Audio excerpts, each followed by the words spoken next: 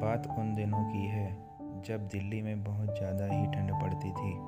वैसे ऐसी बहुत सी रातें हैं ठंड की जो मुझे याद हैं, लेकिन एक रात याद है जो इंसान को अंदर से हिलाकर रख देगी।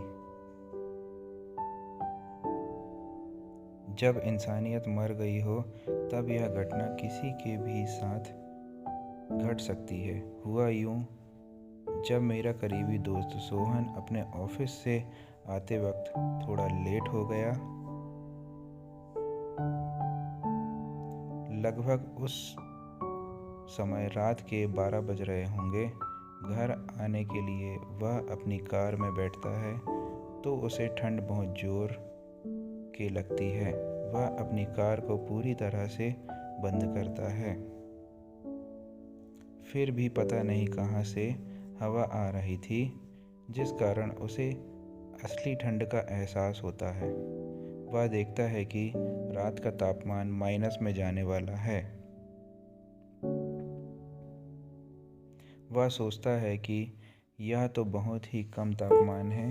फिर जल्दी से सोहन अपनी कार चालू कर घर के लिए निकलता है। उसका घर ऑफिस से लगभग 1 घंटे की दूरी में है। वह जैसे जैसे घर की ओर आगे बढ़ता है, उसकी नज़र सुनसान सड़कों पर जाती है। वह डर के कारण घर जल्दी पहुंचने को होता है। थोड़े समय बाद सोहन अपने घर पहुंच जाता है। वह घर के सामने पहुंचकर हॉर्न बजाता है, लेकिन घर पर किसी को भी आहट नहीं होती। खूब देर तक सोहन हॉर्न बजाता है पर उसे कोई प्रतिक्रिया नहीं मिलती। तो वह सोचता है कि खुद ही घर का मेन गेट खोले। सोहन जैसे ही अपनी कार से उतरता है, उसको बहुत ज़्यादा ठंड होने का एहसास होता है। वह दीवार फांदकर अपनी छुपी हुई चाबी निकालकर गेट खोलता है। वह जल्दी जल्दी अपने कार को घर के आंगन में खड़ा कर गेट बंद करने को जैसे ही जाता है तो वह देखता है कि इतनी ज़्यादा ठंड में एक छोटा सा लड़का फुटपाथ में फटी हुई चादर ओढ़कर कुत्ते के साथ सो रहा है। वह सोचता है कि मैंने इतने सारे गर्म कपड़े पहने हैं, फिर भी मुझे ठंड लग रही है। इस छोटे से लड़के को देखकर सोहन सोच ही रहा होता है कि उस लड़के के पास का कुत्ता कार के नीचे आकर सो जाता है। शायद इंजन की गर्माहट मिल रही हो। वह उसे भगाता नहीं। वह दरवाजे से अंदर जाकर देखता है तो सब सो रहे होते हैं। फिर वह भी सोने चला जाता है।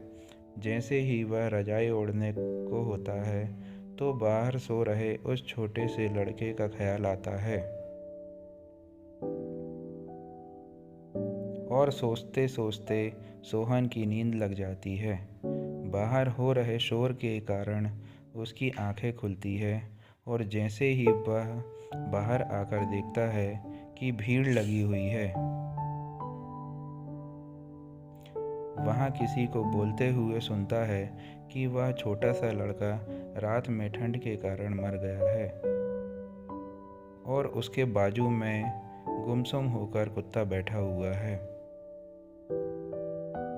यह सब नज़ारा देखकर सोहन की आंखें भर जाती हैं और वह मन ही मन खुद को कोसने लगता है। खूब पछताता भी है, लेकिन अब बहुत देर हो चुकी थी। सीख: किसी भी परिस्थिति में हमें दूसरों की मदद के लिए तत्पर रहना चाहिए। धन्यवाद।